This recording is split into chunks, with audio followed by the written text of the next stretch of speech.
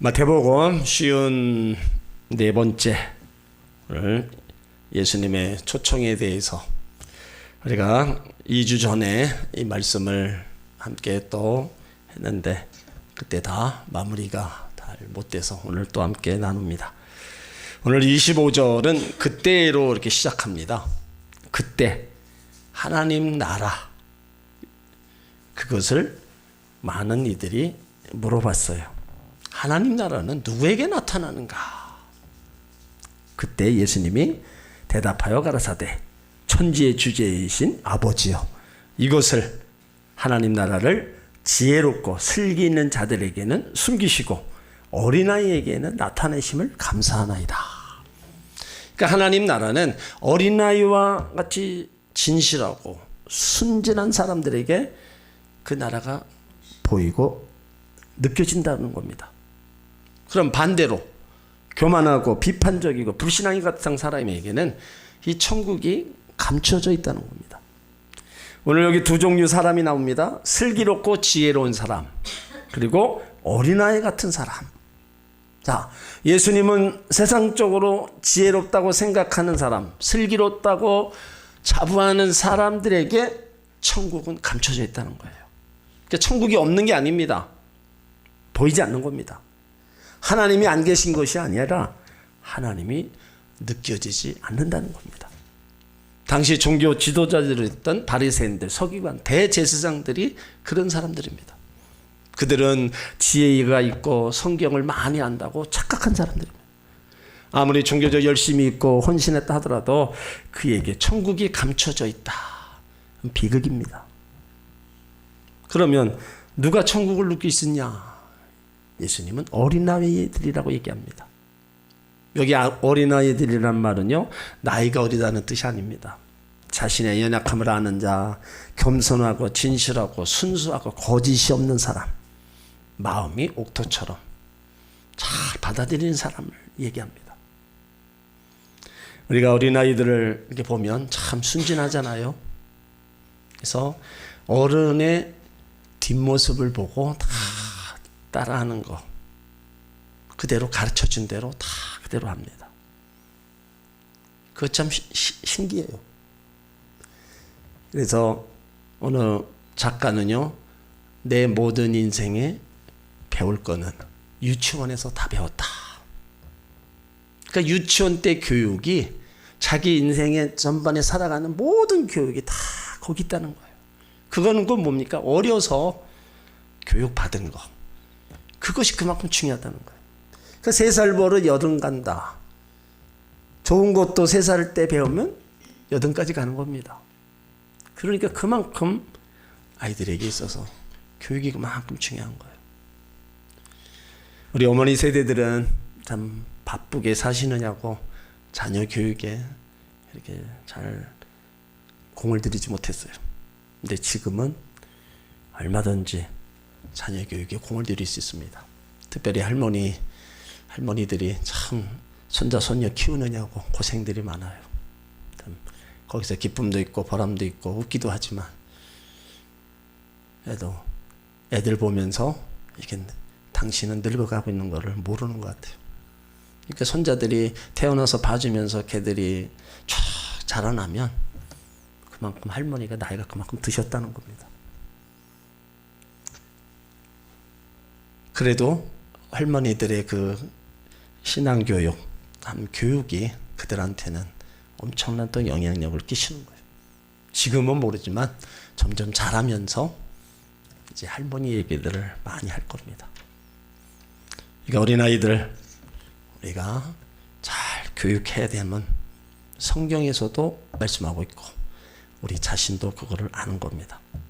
여기 어린아이라는 말은요, 세상에서 지혜롭고 슬기롭다는 사람들과 반대의 뜻입니다.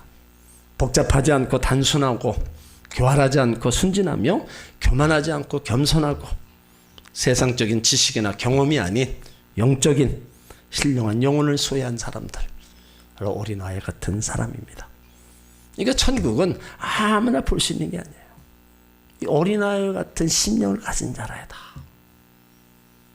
그래서 예수님은 감사를 드리는데 지혜롭고 슬기 있는 자들에게는 숨기시고 어린아이들에게 나타나심을 감사한다. 자, 만약에 천국을 지혜롭고 슬기 있는 자들에게 다 보여주시고 그렇지 않은 사람들에게 다 숨겼다고 한번 생각을 해보세요. 그러면 이 땅에서 못 배우고 지혜롭지 못한 사람은 다 천국에 대해서 느끼지도 못하고 알 수도 없는 거예요. 근데 예수님의 방법은요, 전혀 우리 생각하고 다릅니다. 세상에서 지혜롭고 슬기로운 자들, 똑똑한 자들에게 다 숨겨놨다. 그건 결국 뭐예요? 지적으로 교만한 자들은 천국을 관심이 없다는 겁니다. 교만한 자 하나님을 볼 수 없다. 그것이 하나님의 뜻이라는 거예요. 그래서 26절에 옳소이다. 이렇게 된 것이 하나님의 뜻이니이다. 옳습니다. 뭐예요? 맞습니다. 하나님의 관점에서 볼 때 그것이 옳다는 겁니다. 사람의 관점이 있고 하나님의 관점이 있습니다. 사람의 뜻이 있고 하나님의 뜻이 있어요. 우리는 사람의 관점, 사람의 뜻, 그것은 결국에는 하나님의 관점, 하나님의 뜻을 앞서지 말아야 됩니다. 그래서 우리가 신앙생활을 할 때도 내 소견에 오른 대로 신앙생활하면은 안 됩니다. 하나님의 뜻, 하나님의 관점에서 내가 신앙생활을 해야지 모든 것을 내 초점에다 맞추고 한다면은요, 나라는 사람, 우리에게는 죄성을 갖고 있기 때문에 힘든 것보다 편한 것을 찾아요. 어떻게 했든 좋은 것, 어떻게 했든 저 안락한 것, 이런 것이 우리가 찾고 싶은 이렇게 심성을 갖고 있어요. 그렇게 하다 보면은 하나님의 뜻, 하나님의 관점에서는 점점 멀어질 수밖에 없는 겁니다. 그러니까 하나님의 관점에서 볼 때 천국에 들어가는 사람과 사람이 보는 것과 다르다. 사람의 관점에서 참 훌륭하게 보이는데 하나님의 관점에서는 그렇지 않을 수도 있다는 겁니다. 그래서 슬기롭고 지혜롭고 세상적으로 똑똑한 사람에게는 천국이 가려져 있다. 그러나 세상에서 어린아이 같이 순진한 사람들, 바로 천국을 보여주신다는 거. 이것이 하나님의 뜻이다. 그러니까 하나님의 뜻과 우리 사람의 뜻은요, 완전히 다릅니다. 무능한 자를 들어서 유능한 자를 멸시하는 거예요. 가난한 자를 들어서 더 부욕해 주시는 거예요. 우리가 생각하는 것과 전혀 다른 하나님의 뜻. 그래서 우리는 하나님 말씀이 기준이 되고 하나님의 뜻대로 우리가 살아가기를 힘쓰고 애쓴다면 하나님이 우리를 향하신 그 뜻은 우리를 통해서 나타내 주시는 겁니다. 자, 27절을 다 같이 읽겠습니다. 내 아버지께서 모든 것을 내게 주셨으니 아버지 외에는 아들을 아는 자가 없고 아들과 또 아들의 소원대로 계시를 받은 자 외에는 아버지를 아는 자가 없느니라. 그러니까 27절의 주제는 하나님을 아는 자가 예수님을 알고 예수님을 아는 자가 하나님을 알 수 있다는 겁니다. 아들 외에는 아버지를 아는 자가 없고 아버지 외에는 아들을 아는 자가 없다. 그러니까 예수님 자신이 하나님임을 나타내는 겁니다. 우리가 예수님을 하나님으로 어떻게 알 수 있어요?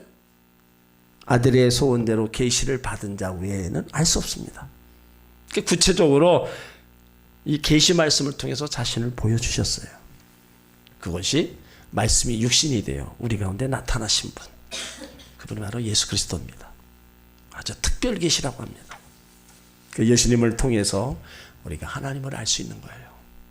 우리는 예수님도 직접 만나지 못했습니다. 우리 하나님도 직접 만나지 못했어요. 그렇지만 예수님이 하신 일들, 우리를 위해서 하신 일들을 통해서 우리는 예수님을 알 수가 있는 거예요. 예수님이 안 계셨으면 그런 일들, 십자가의 사건도 이루어지지 않았을 겁니다. 다 예수님이 계셨기 때문에 그와 같은 일들을 이루시고 또 하나님은 예수님을 또 그렇게 사용하신 거예요. 그러니까 우리 신앙과 우리 믿음이 보지 않고 믿는 자가 복되다, 그렇게 말씀하는 겁니다. 그런데 제자 중 한 사람 빌립이 예수님을 이제 예수님께 한 얘기가 뭐냐, 아버지를 보여달라, 그런 얘기를 요한복음 했어요. 자, 한번 찾아봅니다. 요한복음 14장 6절을 한번 보세요.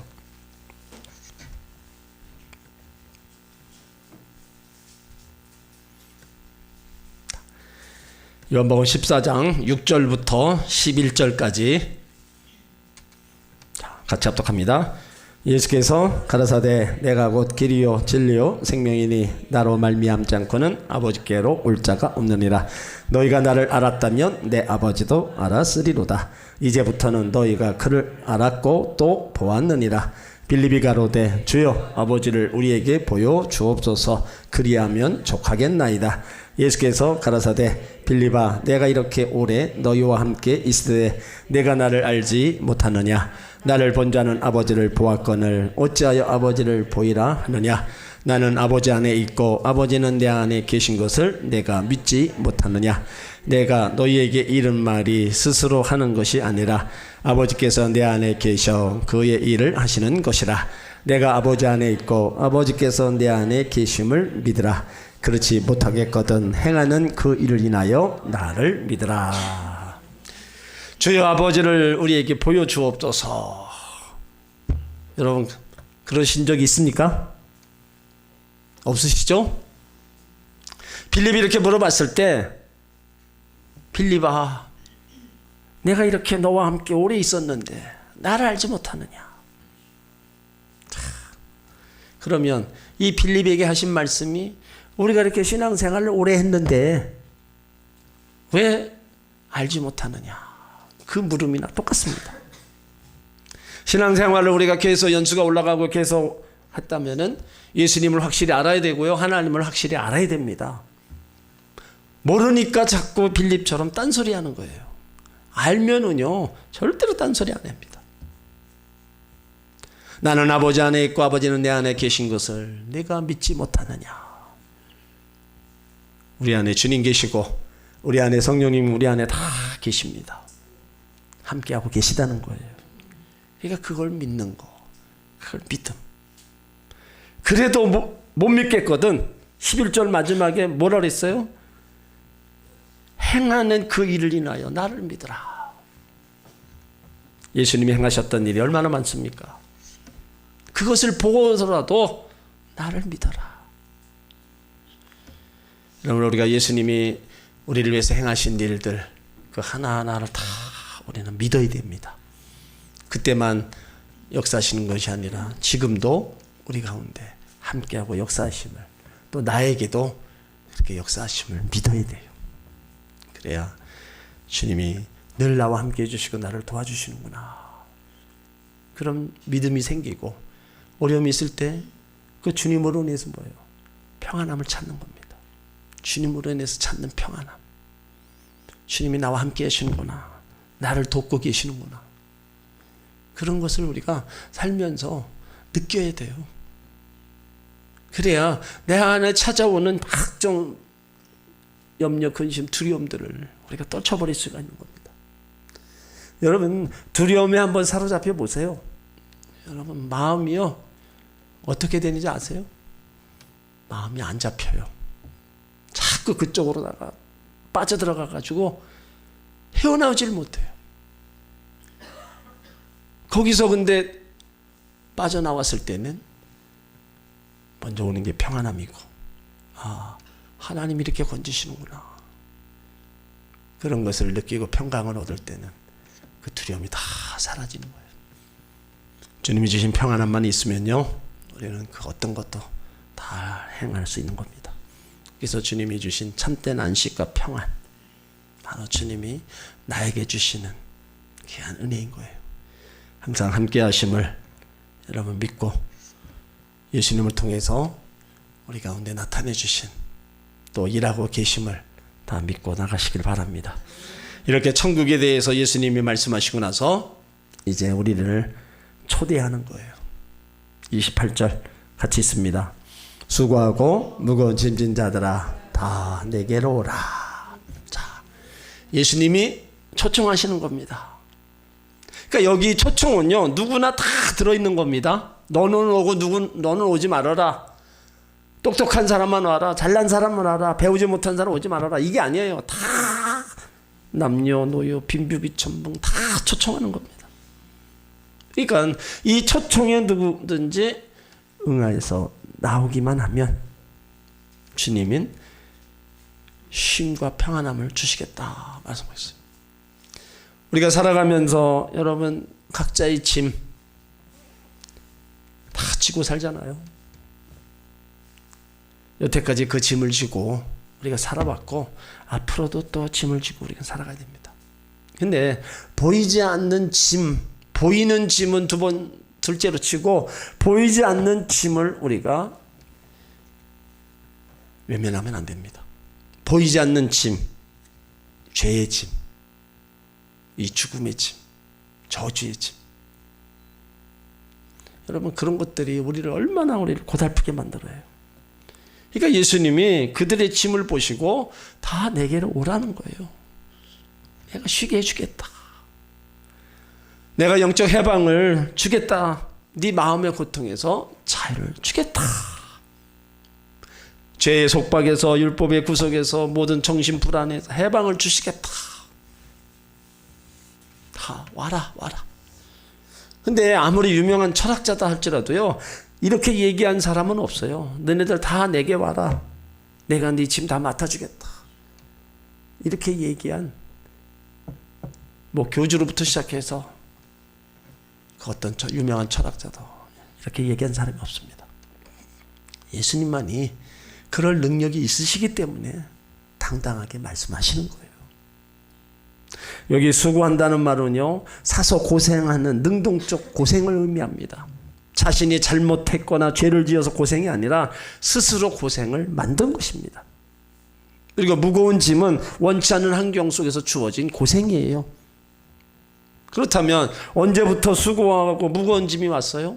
그건 다 죄값입니다. 에덴 동산에는 수고하고 무거운 짐이 없었습니다. 아담과 하와가 범죄하기 전에는 정말로 에덴은 아무 근심 걱정도 없고 기쁨이 가득하고 정말로 파라다이스 낙원이었습니다.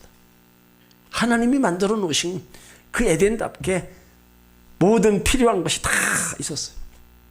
그런데 하나님을 반역하고 죄를 범함으로 거기서 쫓겨나니까 그 이후로부터 땅이 저주를 받고 가시와 엉겅퀴를 내고 사람은 땀을 흘리고 수고해야만 먹을 수 있게 된 거예요.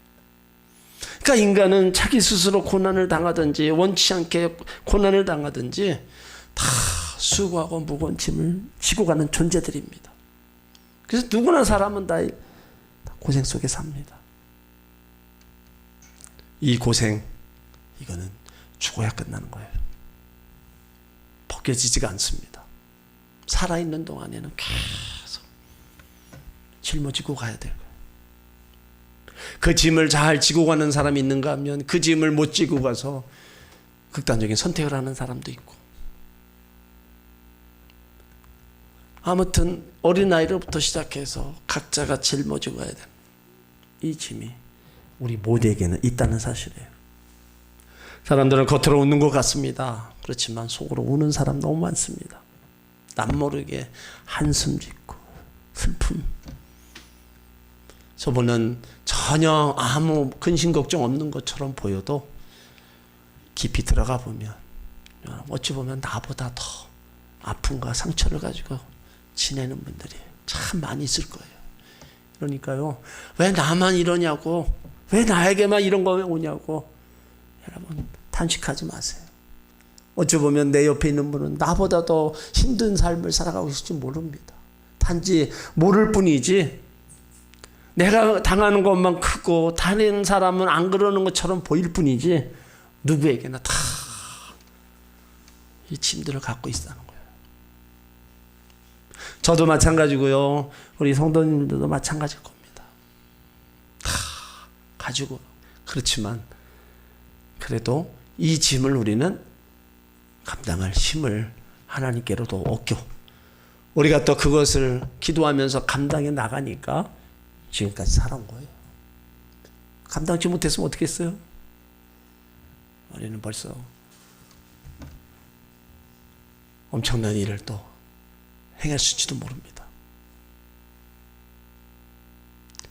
우리 인생길에 나타나는 일상의 짐, 그래서 죄의 짐을 진 자를 먼저 오라는 거예요.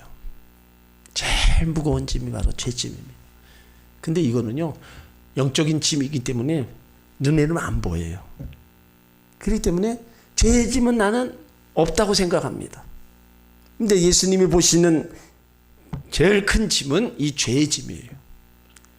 죄의 싹은 사망입니다. 그렇기 때문에 죄는 무섭습니다. 그러니까 짐 중에서 이 죄의 짐이 인생을 가장 고뇌스럽게 하는 거예요. 우리 이 죄의 짐은 보이지 않으나 마음을 사정없이 짓누르고 생각을 오고파고 온몸을 짓누르는 겁니다. 그리고 이 죄의 짐은요, 기쁨도 즐거움도 행복감도 재미도 다 평안도 빼앗아가는 거예요. 그 죄를 짓고 어디 숨어 살겠어요? 세상에서 살인죄 지으면 어디 가서 숨겠습니까? 여러분, 요즘은요 CCTV 때문에 다 잡아냅니다. 그러니까 어디 가서 죄 짓고 어디 뭐 난 안에 다 할 얘기가 없어요. 하물며 하나님이 다 보고 계신다. CCTV보다 더 정확한 하나님이 보고 계시는데 어디 가서 우리가 그걸 숨기고 그 죄의 문제를 우리가 숨기겠어요. 그래서 우리가 예수 믿으면서요, 제일 먼저 우리가 회개하고 이 죄의 짐을 벗어버려야 돼요. 하나님 앞에 나와서 내 모든 죄악을 고백하고 씻음받고 정결함을 얻고 자유함을 얻어야 돼요. 그리고 나서 다시는 내가 죄의 종이 아니다. 나는 자유인이다. 죄에서 자유함을 입은 하나님의 자녀다. 이 죄가 나를 더 이상 짓누르지 않을 거다. 그런 확신과 자부심을 가지고 우리는 살아야 됩니다.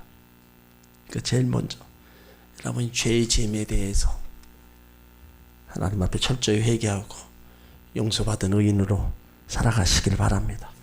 그래서 예수님도 의인을 부르러 온 것이 아니라 죄인을 부르러 왔다고 그랬잖아요. 내가 의인입니다, 나는 죄가 없습니다 하는 사람은 자기 생각이지 하나님 보시기에는 의인은 없나니 한 사람도 없다. 모두가 죄인이다. 빨리 우리가 죄의 짐을 주님 앞에 와서 벗어놓으면 주님은 거기서 우리를 자유케 해주시는 겁니다. 우리가 생활 속에 짊어지고 가는 짐 중에 제일 큰 게 바로 이 질병의 고통이잖아요. 질병의 고통. 그래서 우리가 하나님 섬기면서요, 여러분 기도하실 때 건강 달라고 꼭 기도하셔야 돼요. 하나님 앞에 갈 때까지 내 몸이 병들지 않고 아프지 않고 건강하게, 가족들 건강을 위해서도 여러분이 기도하셔야 됩니다. 여러분 몸 아파 보면 아무것도 못하는 거예요. 몸 아파 보면만 그건 아시는 거잖아요. 이게 끊임없이 하나님 앞에 건강을 위해서 기도하는 거. 그리고 몸이 아팠을 때는 빨리 병원 가서 치료받는 겁니다. 우리 몸은 성전이라 그랬잖아요. 흠없게 보존되기를 하나님이 원하세요. 그 성전인 내 몸을 내가 관리 안 하면 누가 관리하냐 이거죠. 그러니까 내 몸 내가 관리하면서 건강하게 지내는 것이 하나님의 뜻이라는 거예요. 그러니까 여러분들이 아플 때 의술약으로도 치료받고 하나님 앞에 기도해서도 치료받고 평상시에도 육신의 건강 관리를 여러분들이 잘 해가시길 바랍니다. 우리가 생활의 짐, 자녀 염려 등 다 우리 부모된 입장에서는 다 짊어지고 가는 짐들이에요. 그런 것들을 다 우리는 하나님 앞에 내려놓고 기도하는 겁니다. 사람으로는 할 수 없으되 하나님은 하실 수 있습니다. 그리고 죽음의 공포에 사로잡힌 그런 자도 오늘 예수님이 초청하시는 거예요. 그래서 누구나 사람은 이 죽음을 두려워하죠. 그렇지만 예수 안에 있는 자는 이 죽음을 뛰어넘어야 됩니다. 죽음은 옮겨가는 거. 영원히 사는 게 뭡니까? 하나님 나라로 옮겨가서 사는 거예요. 육신은 흙으로 왔기 때문에 흙으로 돌아가는 거예요. 화장을 해서 티끌로 날아가는 겁니다. 육신은 아무 의미가 없어요. 그런데 우리는 그 육신의 의미를 두고 거대하게 장례를 치러요. 그건 뭐 사람이 행하는 그냥 장래 의식에 불과한 거지. 그거보다 더 중요한 거는 이미 그 영혼이 죽었을 때 그 영혼이 하나님 나라 지옥으로 벌써 빠진다는 거예요. 그러니까 하나님을 섬기고 죽음을 맞이하는 자에게는 그렇게 고대하던 하나님 나라 그 영혼이 쫙 가는 거예요. 그래서 주 안에서 죽는 자가 복이 있다. 여러분 대단한 겁니다. 죽음을 이긴 자가 없잖아요. 여태까지. 그 모두가 당하고 모두가 두려워하는 그 죽음을 이긴 자가 누구 있어요? 안 죽으려고 하루라도 더 살려고 하는 그 마음이 누구에게나 다 있는 겁니다.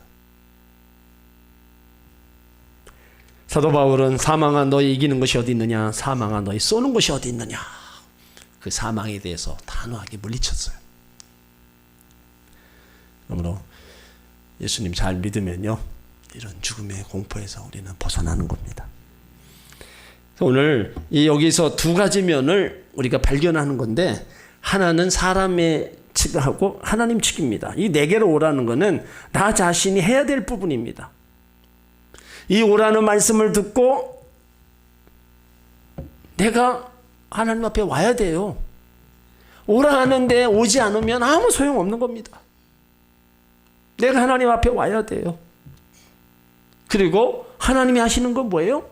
내가 너희를 쉬게 한다. 오는 자, 내가 가면 하나님은 우리에게 쉼을 주신다는 거예요. 안 오면은 해당 사항 없는 겁니다. 그래서 인간은 정신적으로나 육체적으로 쉴 곳을 찾아야 된다는 거예요. 응? 쉴 곳을 찾아야 된다. 쉴 곳을 어디 가서 찾아요? 우리가 주님 안에 오면은 여기서 쉼을 얻고 안식을 얻고 여기서 쉼을 얻는 거예요. 현대인들이 제일 하고 싶은 것 중에 하나가 쉬고 싶은 겁니다. 쉬고 싶은 거. 직장인도 마찬가지고 모든 사람이 다 쉬고 싶은 거. 현대인들이 가지고 있는 병, 현대병, 그것을 스트레스라고 얘기합니다. 근데 이 스트레스가요, 참 세 단계 거쳐서 질병에 이른다는 거예요. 첫째 단계는 경고 반응의 단계라는 겁니다.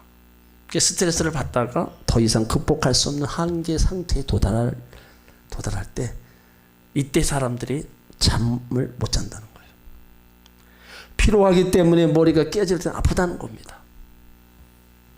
그리고 두 번째 단계가 저항 단계라는 거예요. 혼신을 다해 방어 체계를 강화하는 노력의 단계라는 거.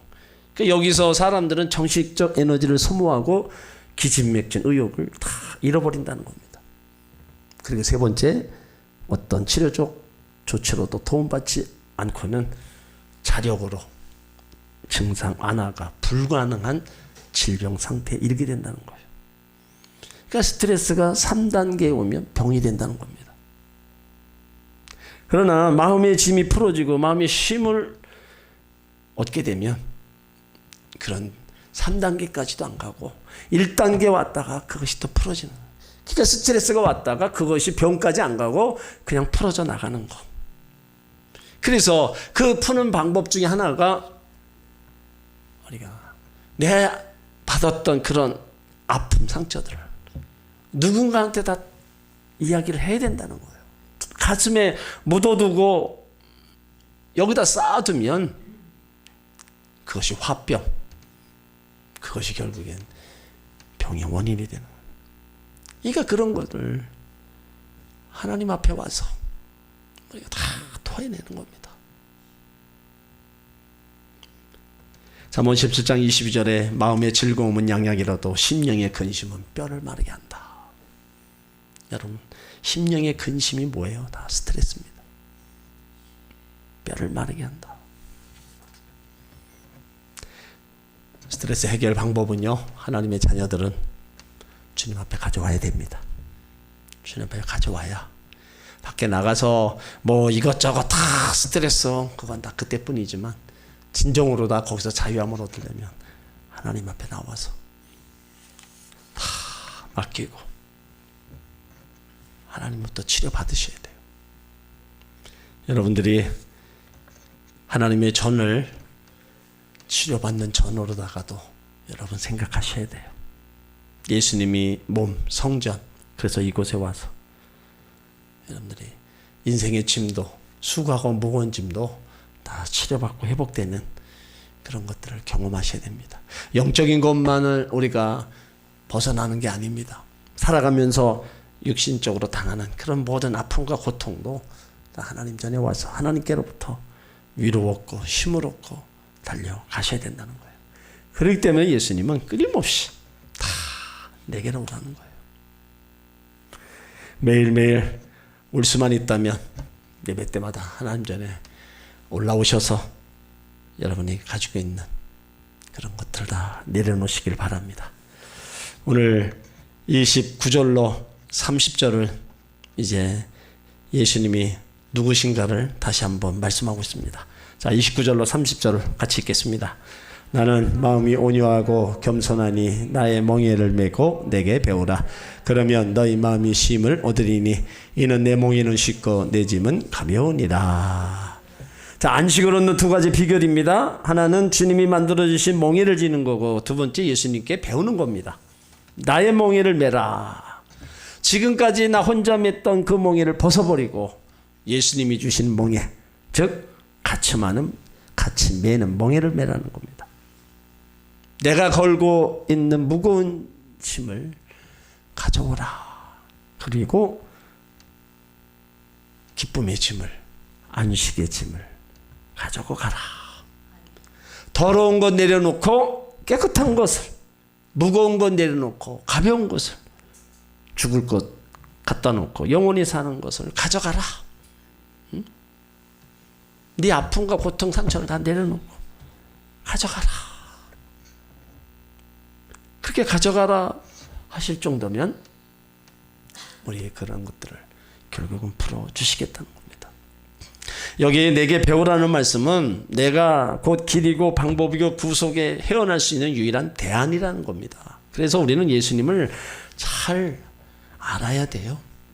우리 인생 다 뭐예요? 전부 배우는 과정이잖아요. 태어날 때부터 계속 죽을 때까지 배우는 겁니다. 그러니까 우리가 예수 믿는다는 거, 예수님에 대해서 더 알아가고 배워야 되는 거예요. 예수님에 대해서. 예수님이 어떤 성품을 가지셨냐? 온유함을 우리가 배워야 되고, 그 우리를 향해서 행하셨던 많은 일들을 우리가 다 배워야 되는 거예요. 그것을 배우고 우리가 예수님처럼 살아가기도 또 힘써야 되고, 또 예수님이 나에게 행하셨던 일들, 그런 것들을 다시 한번 기억하는 겁니다. 내게 배우라. 그러면 마음이 쉼을 얻는다. 내 멍에는 쉽다. 내 짐은 가볍다. 이런 예수님이 초청에 여러분들이 응하시길 바랍니다.